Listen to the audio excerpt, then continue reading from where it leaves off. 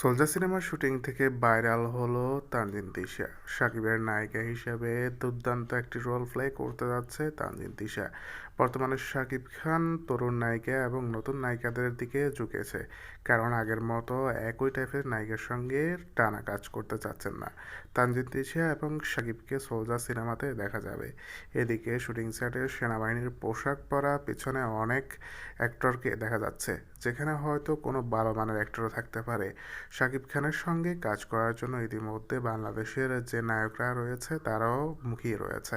নায়িকার কথা তো পরে আসছে। শাকিব ইতিমধ্যে সোলজারের কাজ শেষ করে প্রিন্সের কাজে হাত দিবে, সেজন্য শেষের দিকের শুটিংয়ে বেশ মনোযোগ দিয়ে কাজ করছে। সোলজারের পরিচালক শাকিব রাত বলেছে, শাকিব ভাই বেশ ভালো সময় দিচ্ছে আমাদেরকে, এবং কি অল্প সময়ের মধ্যে আমরা গুছিয়ে উঠতে পেরেছি।